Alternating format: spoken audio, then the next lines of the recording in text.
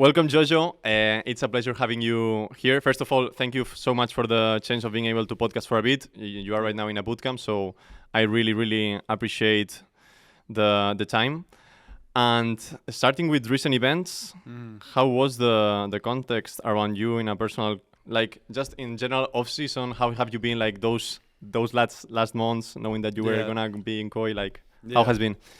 I mean, I'm honored to be here, first of all, and I'm grateful to be your first English client. So for me, I mean, this was definitely the craziest off-season I ever had, if that's something to say. I would say when the initial news came out about the C9 stuff, I had so many thoughts, and I thought it was very unprofessional what happened, and there was a clear motive why that video was posted.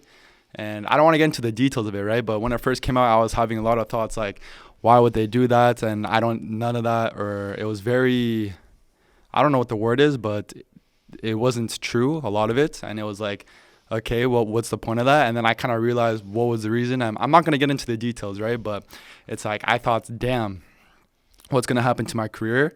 Are teams actually going to believe it? Are the fans actually going to believe it? It's like, are they going to think I don't care about league, or I'm just chilling, or I don't really care about my job, or that type of thoughts, right? So I'm like, okay, I mean, at the end of the day, I did a lot of self-reflection. I'm like, I'm not a perfect player at all. And I could have been so much more professional. By that, I mean, just getting on top of my body, my nutrition, my diet. I think a lot of pros struggle with that, and I never really cared too much about any of these things. But I'm like, okay, I mean, there is some truth to that, right? Like, I could have been much more professional in that sense and really taking this to the max. And I think that's what I focused on this offseason so much, was like, I really want to give it my all this next season and just make that big sacrifice, because if I want to be the best in what I do, I have to make a sacrifice. I have to make a choice, right? So it's like, I'm going to all in my career this year, make my fans as happy as possible, trying to play as well as I can, and just do everything as well as I can. Because even before this, I never streamed at all. You used to, no? Like sometimes. I used to stream Fortnite, or only when I was forced to stream. Like when it was like content, or it was like a content or a sponsor thing, then I would stream. But I never really streamed on my own, and I'm like, are you enjoying it? Yeah, I'm really enjoying it. I'm like, what am I feared of, or what am I scared of, you know? So, or like, why am I not doing it? Just such a waste of an opportunity. I can just talk to my fans and just have fun, and they can see my gameplay. So I think after that video came out, it was like, honestly, looking at it now, I even thought it a week after. I think it's the best thing that happened to my career, because I think I wouldn't have self-reflected this hard, and I wouldn't have been as like hardworking as I did in the off season if that didn't happen. So I'm honestly grateful that happens, because like in the beginning, it's like I was feeling every type of emotion, what's gonna happen, feeling sad and was worried, and now it's like, damn, it's like not that I completely changed as a person, but I feel like I improved so much as a person. So, and then the KOI thing came out, and then when I heard that, I don't know if it's public, I don't know if I'm supposed to say, but anyways, Ebi texted me one day randomly in the offseason. He's like, you want to join Mad? And I'm like, and then I looked into Mad, and I saw the fans were so passionate, and obviously the team in Europe is good, right? So I'm like, I think I can, if I join this team, I can do so much damage with this team, and especially moving to Europe and just a new experience, new everything. And I thought it was a really good opportunity, not only to play with my teammates, I think they're good, and to work with Melzeth, because I had talked with Melzeth and Elyoya, and I was really impressed on how they thought and how passionate they were. And then also the fans were so passionate too. So I thought it was a really good idea.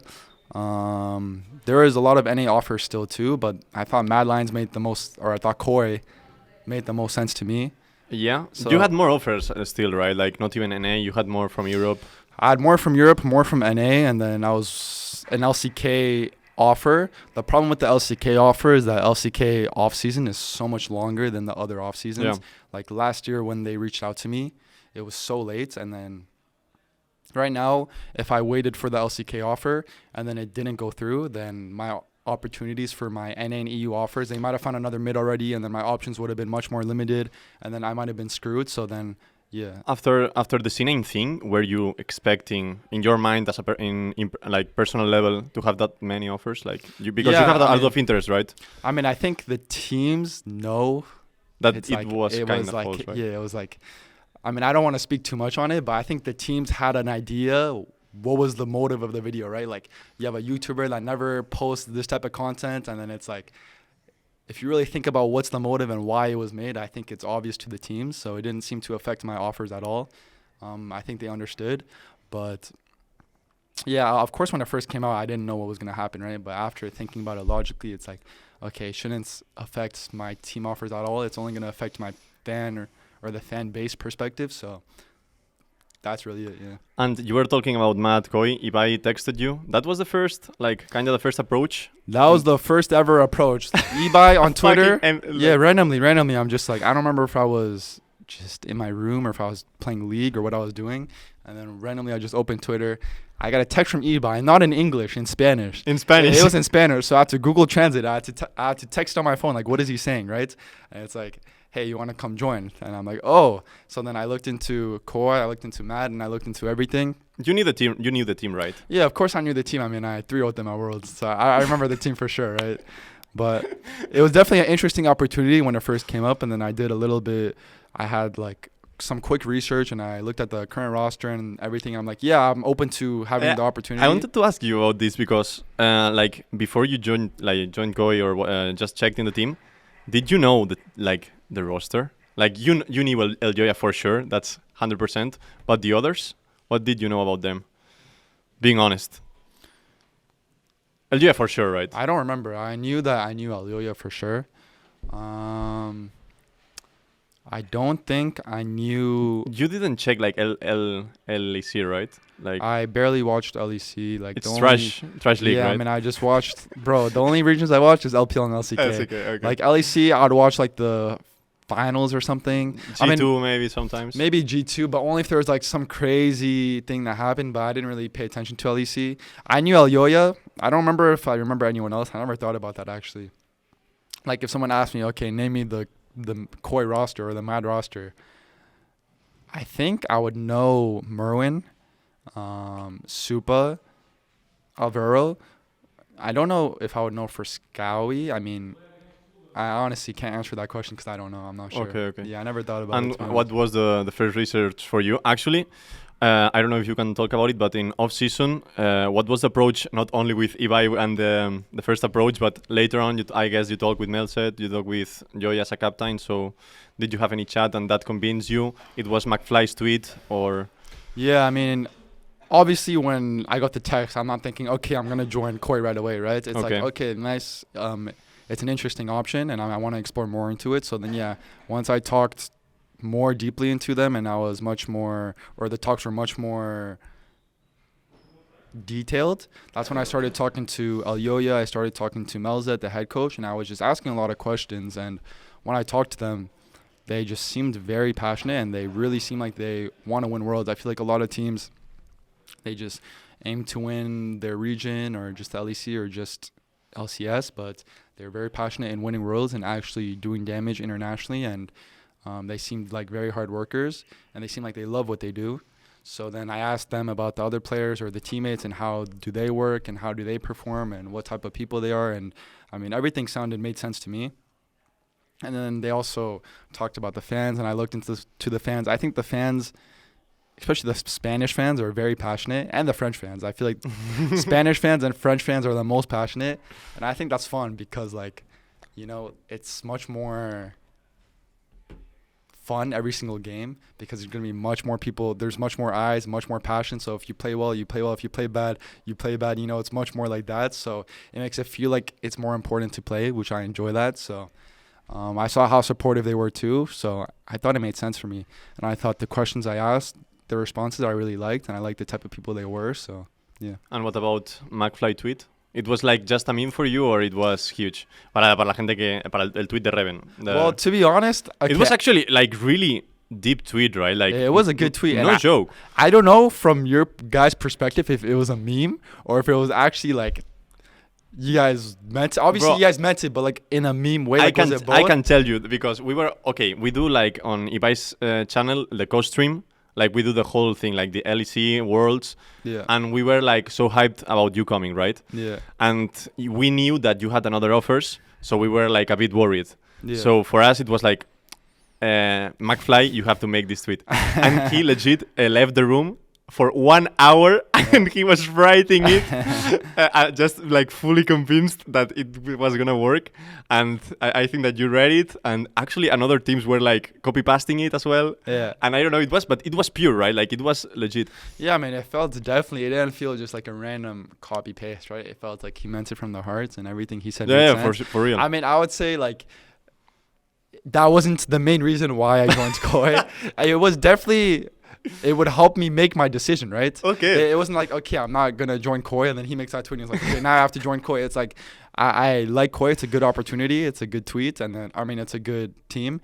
I see the tweet, and then it convinced me even more, right? So I would say it did help, but I wouldn't say it's the main reason, of course. No, it was a good point. It definitely was a good tweet, and it did help. So and it was... Following that narrative, just being like going in a bit on the tweet, he was mentioning all the time about... I don't know the perfect English word, but it was about taking caps thrown, more or less, like this narrative, this kind of narrative. And you have said a lot of times that you want to defeat caps, right? Mm-hmm. I think that's like the main objective of a mid laner in LEC. It was a good point, or... I mean, for me, like, I didn't really care too much. Like, obviously, we want to win LEC, so we have to beat usually the LEC's best team, G2, but we want to do much more than that. Like, I think that's just step one, is to win the LEC, so that's to beat the best team, which is usually G2 or whatever team it is. Next year, it can be another team, so I think Caps is obviously a really good mid laner. But I didn't come to EU so that I can like, oh, I'm going to come to EU just to beat Caps or just to beat G2. It was weird because when I came to EU, people told me that's actually what a lot of LEC teams think. They just want to beat G2. Yeah, and then I never knew that. I'm like, bro, it's like, it's just a team, you know? It's a good team, but it's like, is it that crazy? I mean, for me, I just want to do good internationally and have a really good shot at winning Worlds. And obviously, beating the best team in EU starts with that, but that's not my main priority. Like, during the season, it's going to be the main priority to win LEC. So beating whoever the best team it is that time, whether it's G2, whether it's Fnatic, whether it's KC, who knows? But that's the main priority during the season. And then moving on to when we go international, then that's the main goal, right? So it's just taking one step at a time. And then I guess so. Competing internationally for you, that it's like the main objective, right? Yeah, like so. Yeah. And I wanted to ask you, so people can know you a bit better. It was the first objective when you started being pro. Like, did you look at this way? Like, you understand the question, right? Yeah, I mean, when I first started going pro, it was kind of random. I think I was just 16. I was just chilling at home. It was like COVID time or something, so school was online, and I was playing SoloQ. And then I think EG Academy, I think it was Andrew, the GM, Andrew Barton, that hit me up, and then he's like, they offered me an academy. I was playing amateur, and I was playing like this random stuff, but it was never actually serious. And then they're like, you want to come to LA to join academy? And I'm like, okay. So I thought it was a good opportunity, and I thought I had a lot of potential to be one of the best. So I would say it was definitely in my mind, like, I want to play to be one of the best and compete internationally and be one of the best mids. So yeah, but I would say I did not think about that from the beginning. Before the academy team came, I didn't think, oh, I'm going to play to be one of the best. I was kind of like playing just to play because it was fun. And then the opportunity came, and that's when I really thought about it. I'm like, okay, I think I can do good in this, be the best in this. So talking about a bit of NA, the region of North America that maybe some people that are listening are not that familiar, like in that much contact. What is your thoughts like after playing in NA? Because I used to be like really fan of Vigersen back then, Double Lift, CLG, TSM, these kind of teams. I really like the region. And like nowadays, the viewership has dropped, and maybe the level. I don't know what are your thoughts on it, but what's your opinion as a whole of the NALCS? Yeah, I think I joined the LCS at a weird time. It's like when I joined, everyone was talking about, oh, the LCS is falling down, or like the viewers are getting much worse, or what's going to happen to the league? Is it still going to be here? But for me, I was just playing to play, and I enjoyed it, and I just wanted to win. So the first split we won, and it felt very good.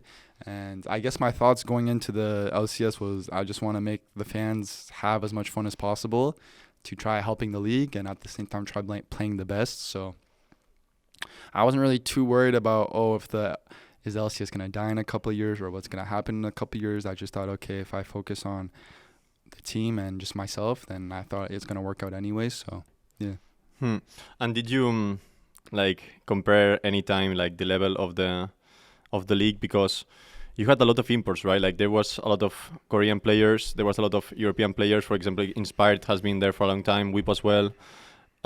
Even Jensen, that he has been there for a long time. So the NA talent exists or do you think that there is a lack of NA talent? Because you are one of the few, right? Like there is players, but not that much. I think it's very important that the development system is good. Like I think there's a lot of NA players. I don't even think it's NA specific, just players that have a lot of potential. Like I think seeing NA players or EU players or Korea players, like it's like, of course, Korea has an advantage because it's such a good environment to be good, right? There's like PC bangs everywhere and it's such high level solo queue, zero ping. But I think if the development system is not good, the solo queue is bad. It's going to be so much harder for other regions to be better, like NA. So I think it's important to have a strong, I guess, developing system. I guess that's why EU has so much better, right? NA doesn't even have academy anymore. I'm not even too sure what's happening in NA anymore. So I think it's much harder now for there to be very good NA talent, unless they just are offered a random spots and they're able to join an LCS team with good players that will help them. But I think developing on your own in NA solo queue is so much harder, right? So it's hard, right? There's like not much tools compared to in Korea where you have so many good players playing all the time. You have such a strong academy system, even in Europe, a strong academy system, and they really care about it. So, but I saw you like, and there is a lot of people that saw you like ranking to taking the rank 1 like on stream. I never see like solo queue NA stream, and this was one of the first times seeing it. And bro, like you were legit 15-0 with Yone, talking with the chat, listening Danzaco Duro. Like for me, like it looks like you are not even playing tryhard and you are rank 1 and you don't. Is it like because you are like so much better than the others, like the solo queue is fucked up, or do you think that you can do this in EU as well, for example? Yeah, I mean, I think my form when I was streaming was much better because, first of all, I think the solo queue usually isn't that bad. I'm not saying it's like terrible anyone can get rank 1, but a lot of the pros are not playing. It's the off season, so a lot of the pros and the top players are taking vacations. There wasn't many games where I was versing the top pros or like at all. It was like some pros, but they were just like, I don't think they were full tryharding. But for me, I had a lot of things I wanted to improve on in the off season. So before I started streaming, I was spamming solo queue for a couple weeks, trying to perfect or get as good as what I was lacking in.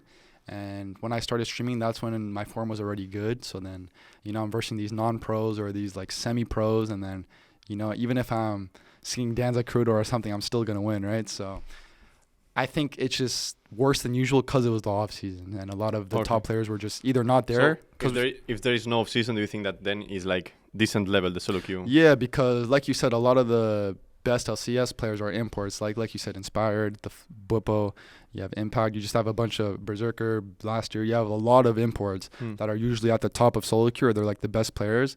And of course, the imports are back at wherever country they're from in the off season. So they're not playing in NA. It's only the NA pros playing in NA.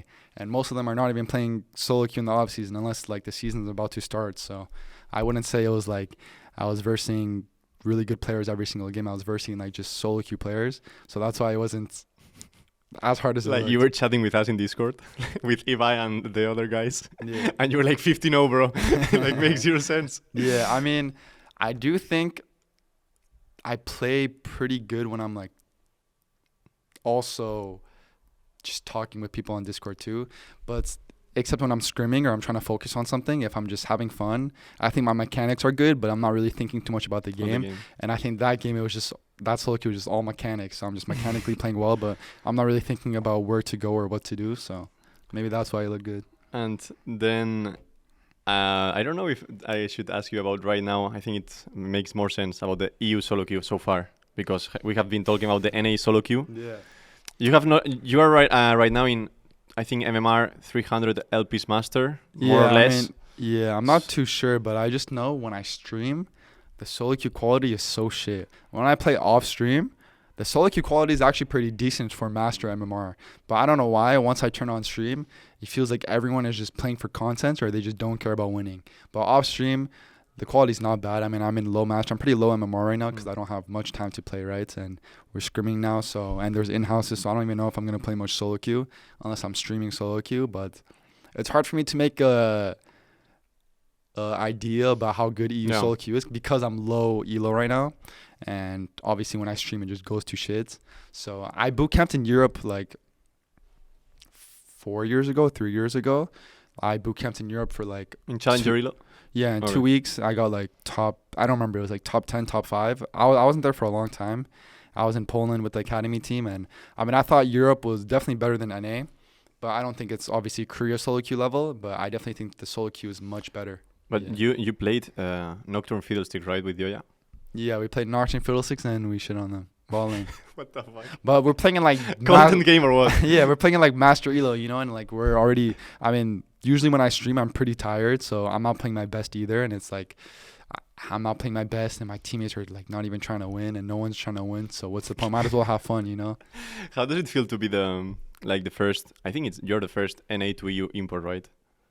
It's fucking crazy. I think I'm the first in LEC. I think like probably some ERL player. I don't know that NA went to ERL, but yeah, the first to LEC. I mean, it does feel pretty good that I'm the first one, and it definitely is exciting. There's a lot Isn't of hype. it weird? Like it's the first because there has been like a lot of EU like good EU players going to NA, Yeah. but not the opposite. I think Yeah, it never happened. never happened. Yeah, Not I even thought it once. was pretty hype if it happened.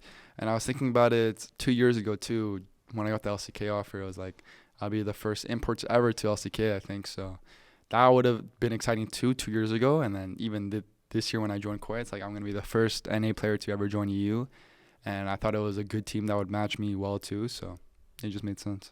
Yeah, I don't see like any other player. I think you are like an exception, right? Because I don't see any NA player coming to LEC to improve like a spot, right? Because I actually think that you come being one of the best mid laners out of LEC. Like it's fucking crazy. Yeah, I mean, I haven't versed. The last time I versed LEC mid laners was like Caps and Humanoid my rookie year. And I don't know, everyone is saying like Humanoid is worse last year or something. I haven't watched much LEC, so I don't know. The only mid laners that I know for certain are good is Caps.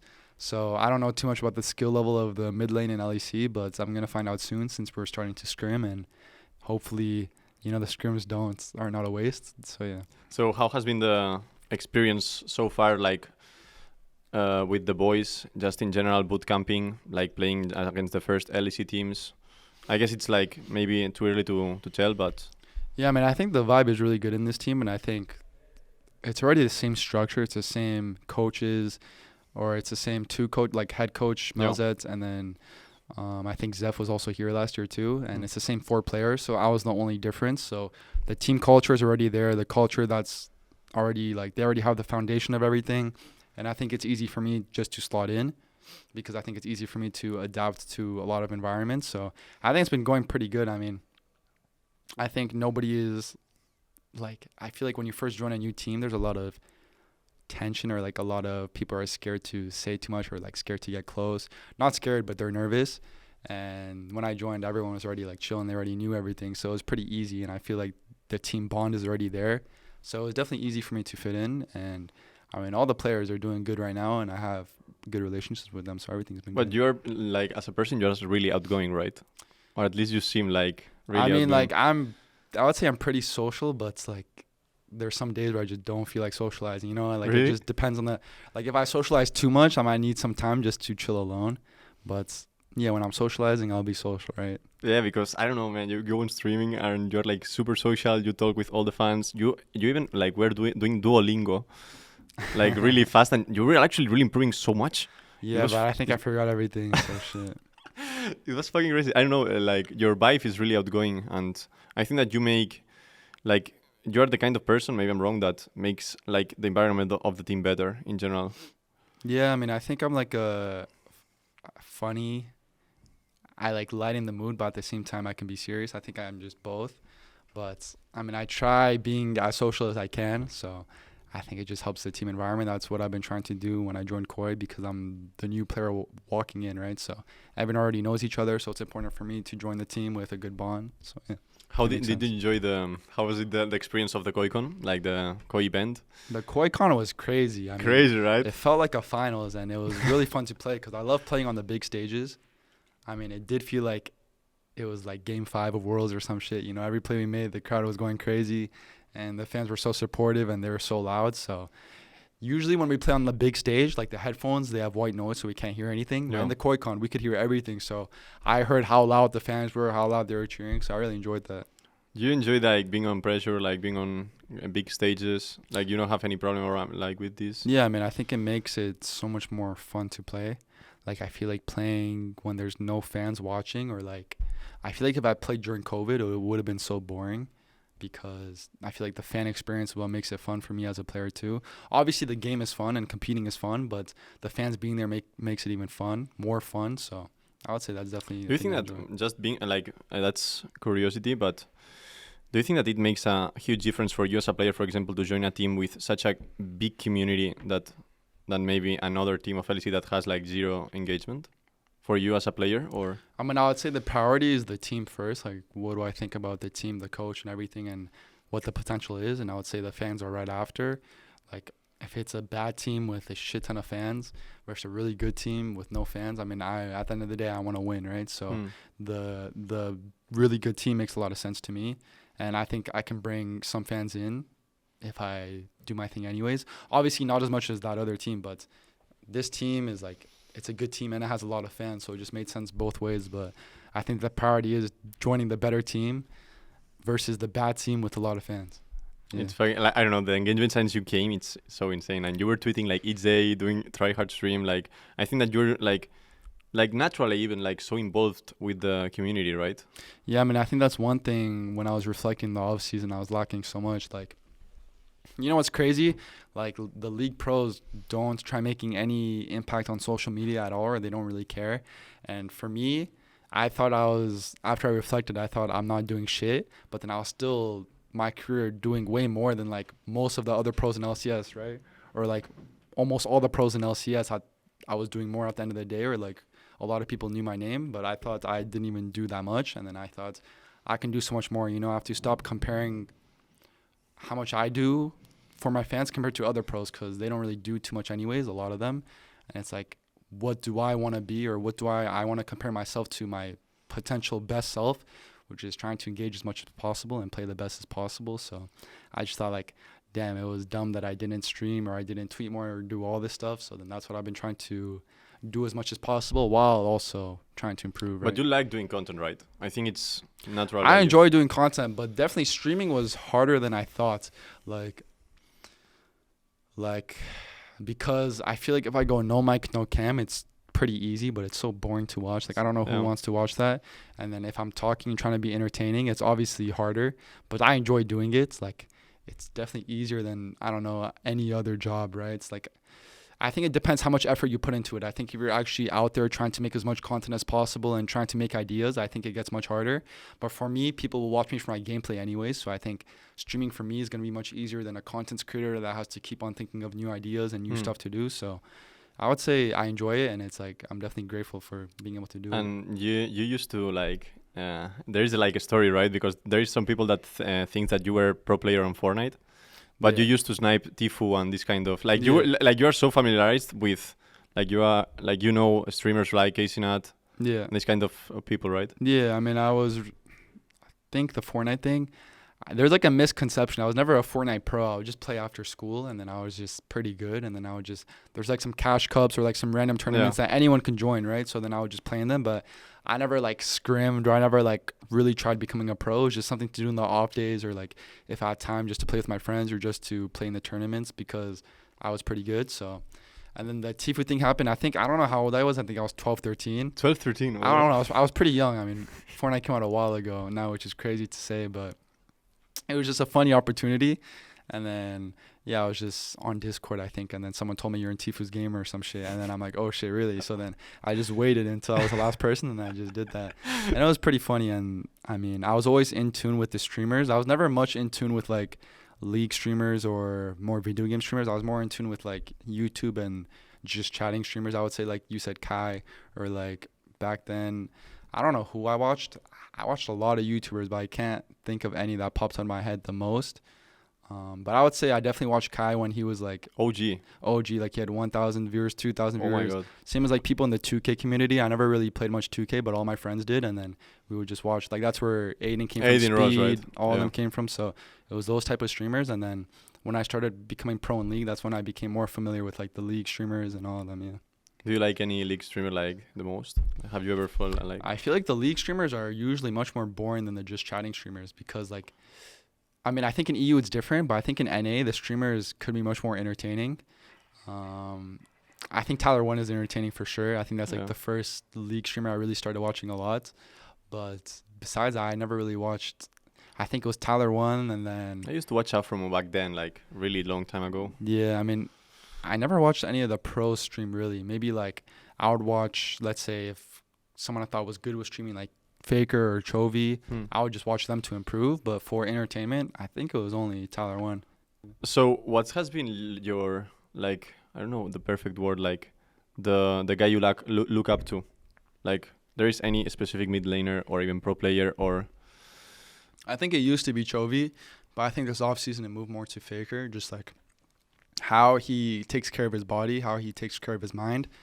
It's really interesting because, like, if you look at his interviews, he doesn't even do anything else. He just does things that benefits him. I mean, he didn't say it, but like the only things he does really is like read league, new instrument. And to me, I mean, I think he reads because it helps him with his job and for him to play the best. He doesn't really watch any shows or any of that. So I thought it was crazy the sacrifice and dedication he has to the game.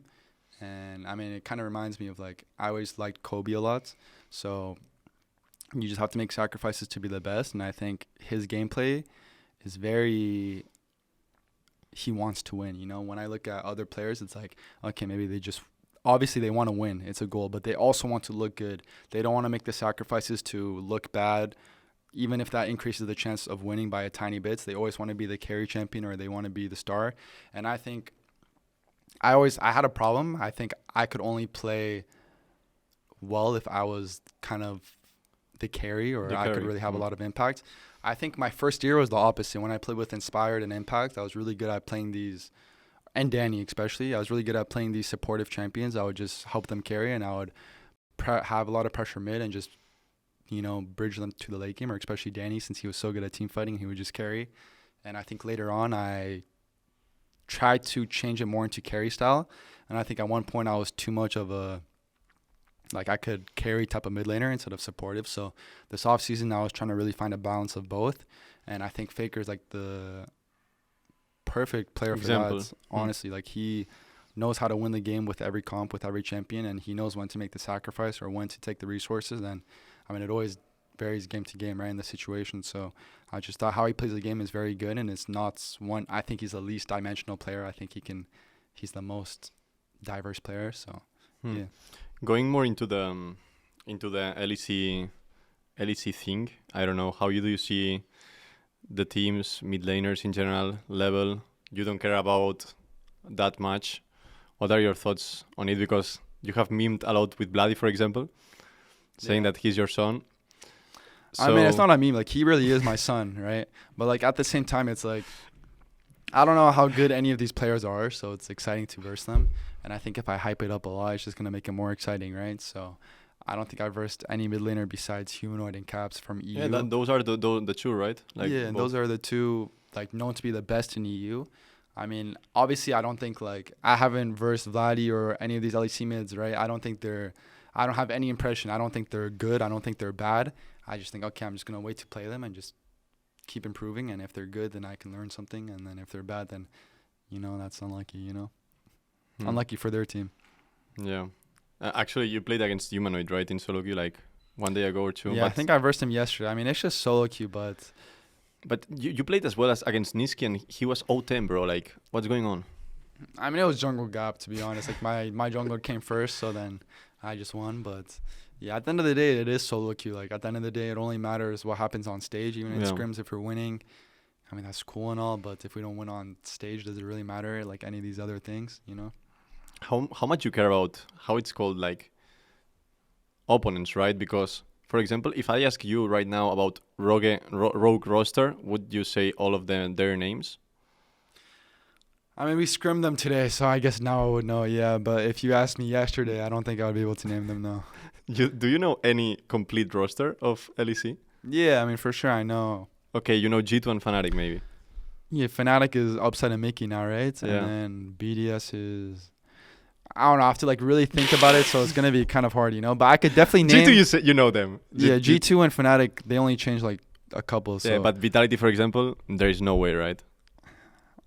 Their mid laner is Kazajek, right? Yeah. Shazajek, and then Linkus, is he on that team? Yeah. And then Photon. Okay. Or no? No, I think that there is no. To be honest. Okay, their ball lane is Karzi and Hilly. Like I think I know the team rosters, but it doesn't come to me. I have to like think about it. But you don't care that much about like enemy rosters, right? Like. Not really, unless I think you only focus on yourself. And I mean, I think the names look really good on paper. Then I think it's like, oh, they might be a good team to verse and to practice against. But it's like, you know, if it's like names I don't even know, then I don't really care too much, you know. Like, and then if we scrim them and they're good, and it's like, okay, okay, I just have no impression of them because I don't know if they're good or not, right? So. Are you hyped to play against KC or any other specific team? Because you're always bantering with KC, it's non-stop. I mean, I think versing KC is just funny because French fans, they get so insulted and stuff, and it's just so much. There's obviously a big rivalry between KOI and KC, and it's just funny to be a part of. So I enjoyed a lot too, especially if we win. You know, if there's a rivalry and we win, it's gonna feel so much better. So I think versing KC and G2, because G2 is known to be the best team, so it's gonna be fun to verse like what's said to be the best team in Europe.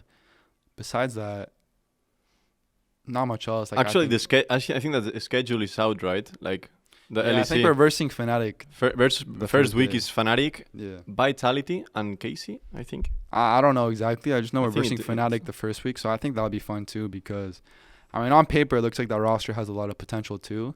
We haven't scrimmed them or anything yet, so I don't know how they are right now. But it's definitely gonna be exciting to verse in the first week. Do you like the format? I don't know if you are so familiarized with the format of best of ones. It's definitely interesting. I mean, I heard you only verse every team once or something in the winner split. And I mean, I think that's too little personally, but it is what it is. But there is some benefit to that. It makes every game much more important, and I think that's fun too. So, all these games actually matter. Every single game matters, which is fun. But I do think there's so much random variance or anything that can happen. So I would say it's a good and a bad thing, the winner split. And then I heard it's like fearless draft and playoffs, right? Yeah. Do you like fearless? I never played fearless draft, so I don't know. And I don't know how much it's actually going to change, like people picking some crazy champions or some counter picks. I don't know how much it'll actually change, but I think if like it is to a point where crazy champions do come out, I think it'll be fun to watch and fun to play for sure. It is weird that it is only in playoffs, though, not in regular season. Like, you're just going to do it for the first time in playoffs and just see how it is. But I think it'll be fun for the viewers. But you're this type of player that you have insane champion pool, right? So you don't care that much. Like, you're playing anything, right? I mean, I think I just tried playing what's meta. I think I did struggle with non-mobile mages for a long time. This offseason, I really tried to improve on that, so I don't think it's an issue anymore. But I think besides that, my champion pool is pretty big, yeah. Okay. There was I don't know, like Elyoya yesterday showed a photo of Supa going 0-10 with Caitlyn. It was IE or it was real? 0-10, bro. No comment. no comment on this. 0-10 Caitlyn, bro. What the fuck? It was IE for sure. Oh my god. It was AI. It was fine. Yeah, AI, right? You just edited it. Okay, it's edit. Okay, yeah. Perfect. Yeah, IE. Yeah. Are you hyped to go to Berlin or? Like, what are your thoughts on the next month, like starting LEC? I don't know. Every single person I asked, I think probably... Hate Berlin, right? Well, I think I asked like 15 people maybe. Or I don't know, like 15 people gave me their opinion. I think 14 said it's like complete ass. It's such a shitty city. One person said it was decent, so... Oh, okay. Yeah, I mean, I don't know. I mean, I don't have high expectations going to Berlin. I don't think it's going to be like LA or it's going to be like Spain here. I don't think it's going to be crazy, but I mean, I'm just going to play League with my team at the end of the day. So it's like, it's not as big of a deal, you know? Spain is good, right? Yeah, I love Spain for sure. Like, I mean, the weather. Yeah, the weather's nice. It's been cold the past couple of days, but not nearly as cold as Toronto. It's like easy for me, but I could see other people saying it's cold. But for me, it's like, you know. MSI is there, right? MSI is... It's on Toronto, I think the MSI is in Toronto or like in Canada somewhere. Fucking high, right? Yeah, we have to go to MSI. It'll be crazy if we go. But yeah, I've been definitely loving Spain. And just like I went to Gran Via, got to explore Gran Via, and we went to like we went on a hike on the mountains and everything, and I went to like the I guess I just explored a lot of Spain's nature. I haven't explored that much, but I've been to a lot of places definitely, and it's been really beautiful, and the people are really nice, so it's been good. Have you tried any food that you like specific? I don't know what it's called. It's like a... Croquetas? No. I don't know. It's like a fried thing, and then there's some... It's like shaped as a ball almost, and there's some like cheese inside, or like... I don't know. But... If it's croquetas, I don't... It might be that. I also tried paella, but that was in Toronto, so I don't know how legit, like how Spanish it really was, but it tasted pretty good. Like I really enjoyed it. So. And what about music? Like you like... Yeah, I love Spanish music. Bro, like on stream, you put Dan Saco Duro like 50 times in a row. Yeah, man, I only listen to Spanish music on stream. It's kind of crazy. But it's good because the fans like it, and I like it at the same time, you know? Like everyone likes it. Off stream, obviously I'll listen to more English music, but I'll still listen to Spanish music sometimes. Yeah. It's fucking good. But you like really Dan Saco Duro, no? Like it's your first like favorite, right? It's a good song because like everyone knows that song. You know, even back in America, you ask. Oh yeah. Well, you don't ask the song name. I didn't know the song name, but you just play it, and like everyone knows what it sounds like, right? But I don't know the name of it, so okay. I just always liked it. So I don't know. We have been like there for like 45 minutes into the podcast. And I think that we touched like on most of the topics. I think like there is today a new patch, right? Are you good at adapting on patches? Like the team is feeling good. It was the first day today, right? Yeah, today was the first day, and like the official exact patch notes of like some details are not out yet. But I think we're really trying to adapt as well as possible to the new patch, and we're like thinking about a lot of things, or how strong something will be, or how the meta will play out. And our analyst today gave us a presentation on all the details of the new patch. So I think we're really trying to figure out the new patch. I think we're doing a good job so far. What are the, I don't know, like personal level, just to end the streaming, like objectives around the year, just perform internationally? I guess saying win worlds is like really hard, but I guess that's objective, right? Mm-hmm. Like you're saying, what's my objective for this year? Yeah. I mean, I think my objective is just to reach the team peak's performance and my peak performance. I think just to play as well as we can together, get on the same page and understand each other a lot. I think I struggled a lot with that last year, just getting on the same page. And I think a lot of times we were really disconnected on C9 last year. And I thought if I took much more initiative to reach out on my thoughts and like everyone's thoughts, that I thought we could all get on the same page much easier. So I think that's step one to becoming a good team, and I think the next step is just going to the details from there, and then just obviously everyone has their individual form, and for it to be good so that our team form can be good too. So I would say for me, just reach the potential of the team and reach the potential of myself. Yeah. And that's gonna be huge. So traducción entiendo. There is gonna be translation in YouTube, by the way. Chat estará traducido. No sé si tenéis alguna pregunta antes de cerrar con el directo. I'm asking if they have any question like before we end the podcast. So are you going on stream, or you are like really tired? Like, because we were talking about maybe you stream after this chat, and I don't know. I mean, I can stream after, but like when I stream when I'm tired, I feel like it's boring because I don't have much energy, and then I'm not playing as good as I can. So then it's like it's not the best, you know, but fans probably still want to watch me. But I think there's in-houses today, and I think the whole team just wants to try hard on in-houses. I mean, I'll see what's happening. Like, if we're not doing in-houses and someone's streaming, then I'll stream. But if people want to play in-houses, I mean, I want to play the in-houses and play more as a team. So if we do that, then we'll just be tryharding. Yeah, there is a good question actually there, because I really liked this kind of question. You're actually a streamer team, right? Like, Movistar KOI is a streamer team. Elyoya is always saying it. It's fucking streamer. I mean, bro, like, honestly, we're just a streamer team. Like, I talked about it. A streamer team. I mean, I talked about it. If we go to playoffs, I don't even think that's a good thing if we make playoffs, because if we don't go to playoffs, that's more time to stream, you know? Especially if we go international, like if we go to MSI Worlds or whatever the new event is called, that's just less time to stream. So I think we're aiming for, like, we don't want to be 10th place, you know? We want to be like, we're aiming for like 9th. Optimizing for streaming, right? Yeah, we want to be 9th. I don't know if 8th makes playoffs, but if it does, then we want to be 9th so that we're not last, and then we can stream as much as we can, because at the end of the day, I mean, we're just here to make content. So okay, nice. There was one good question, and there is a lot of the question itself. It's what's your opinion on Melzeth, the head coach, because he has like he's one of the few coaches that has like the respect of any player. So what are your first thoughts on working with him? Yeah, I mean, I have really good impressions of him. Obviously, I haven't worked with him for a long time. It's only been like 2 days of scrimming or 3 days, but I like how he is as a head coach, and I think he allows the players to have a lot of flexibility or like their own way to play the game, but also giving another view. And I think he really studies the game, so his work ethic is good, is like crazy, so he has a lot of game knowledge, which is obviously good too. So I mean, I think I can learn a lot from him. Yeah. He's so committed, like Melzeth. Yeah, I mean, that's good, you know. And he's like really good at individual coaching, like SoloQ and like individual performance. Yeah. That's so insane. Yeah. Pregúntale si él da sus primeras decisiones. Actually, I wanted to ask you about, so people can know you maybe a bit more of like, how are you as a teammate? Are you like this main voice? Are you so vocal? How do you deal with leadership or just this topic in general? I mean, it's interesting because the first year I was coming in as a rookie, there's so many, like, it was Impact, Inspired, me, Danny, Vulcan. And I think Impact, Inspired, and Vulcan are very vocal. So for me, I felt like I was still vocal, but I wasn't as vocal as I am now or I was in the past. I think I just adapt to the team. Like, I think my MVP splits, I had to step up as a leader and as a main voice and as a shot caller, so that's what I did. And then it was kind of hard because I went to C9 right after, and I had that shot calling or, like, call everything type of thing in me, but then there was also a bunch of other voices, so I think it was hard to adjust to that time.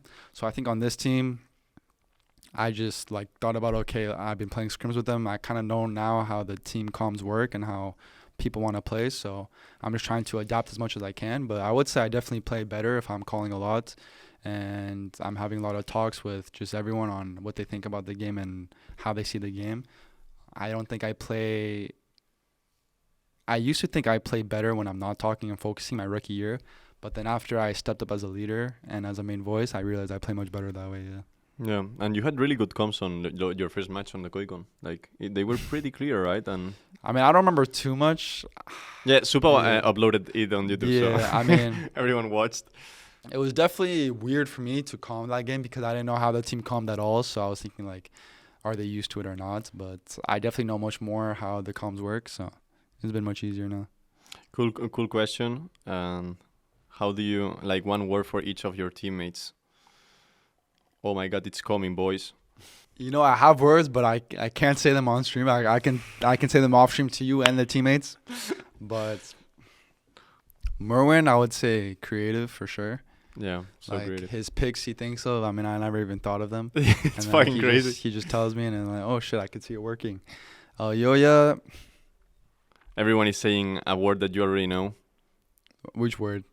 Conete or something else? Putero. Pudero. Yeah, Elyoya, Pudero. Supa, I would say funny. I think Supa's pretty funny. He's like very straightforward funny, you know? So tryhard, this guy, bro. Like, I really know Supa. This guy is fucking tryhard. Yeah, that's good. And then Alvaro.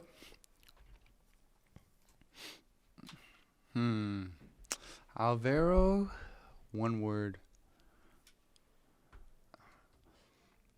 I mean, with Alvaro... He's so chill, right? Yeah, he's very chill, and he also takes a lot of initiative, which I'm really, like, not surprised, but I'm impressed about. Even when I first came to KOI, he was, like, texting me, like, you want to meet up or all this shit, and then we didn't even know anything, and he's, like, I would say he's definitely a really good teammate, but one word, it's kind of hard, I would say. Chill de cojones. Chill de cojones. You know I think chill that's de good. cojones? I think that's good, The yeah. meme, right? Like the meme. Yeah, I think that's a good one. Albert chill. I mean, he definitely is very chill. Yeah, and Melzeth Látigo. You know what is Látigo? No, it was Látigo, it was like the meme that, I don't know how it's called, bro. I don't know, no sé cómo explicárselo, gente. Whip. Wait, it's whip? Whip? No, I don't know, bro, like this word. Oh, whip. Whip. Yeah, What is that? He whipped me today. Like, it's Yeah? like when you hit someone with a belt. I mean, today I think I died in scrim, so he just brought out his belt and he started. I mean, I'm used to it now, you know, so like it's not that bad. But Okay. the first time he did it, it was like a shock, you know. But now I've gotten used to it. Now you like it. Yeah, now I kind of like it. I'm kind of enjoying it. I think I'm learning something new about myself. I'm like, oh, I kind of like it now. So, you know. Oh my God. So, I think that's it. I don't know, no sé, gente, si tenéis alguna pregunta. Esto va a estar en YouTube mañana traducido y va a estar en Twitch también en los bots para sus, pero mañana lo tendréis en YouTube. Y si no, pues lo cerramos aquí, que tampoco le quiere molestar, que está cansado, que ha tenido todo el día de scrims y tal. Y so, are you gonna play, like, it's starting, right? Like the Champions Queue in-houses? Yeah, I mean, You liked it? I haven't played it yet. I don't know exactly how it works, but I was looking at the server and I looked at the players' names. I thought it would be like LEC players playing, but I couldn't name like out of the 30 people more than like two people. So I don't know. You read Bloody there and you were like, okay, yeah, I'm I mean, not playing I this. saw Vladdy there and I'm like, there's no way the quality is this low, you know. So, I mean, I'm definitely gonna queue up with the team if they're free, and then we'll just see how the quality is. I mean, I think if we're playing as a team, it'll always be good practice anyways, especially since we're a new team. So yeah, if you want to like end the podcast with some words for the Spanish community, KOI community, whatever you want to say, feel free to do it. That's your camera, right? It's perfect angle. It is a perfect angle. I mean, I think the Spanish fans are like the most passionate fans I've ever met so far. I mean, obviously there's a bunch of NA fans that are very passionate too, but I think just Spanish fans are they're so like with you and they're so involved, and I really appreciate that. And it's been so fun to be here because I just know like there's fans wait all the time that are just here supporting. So it's definitely gonna be fun. And in this LEC season, we're gonna try our hardest to make you guys happy. So vamos KOI. I love it, bro. So that's it, Jojo. I don't know, you have them here. Just thank you so much for your time. I really appreciate it, bro, because I know that when you are like boot camping or so, I know that you have like huge schedule, like in terms of hours and this kind of stuff. So I really do appreciate it. I think that the KOI community is gonna appreciate it so much. And that's it. Thank you, bro. Appreciate it. Thank you so much. Yeah.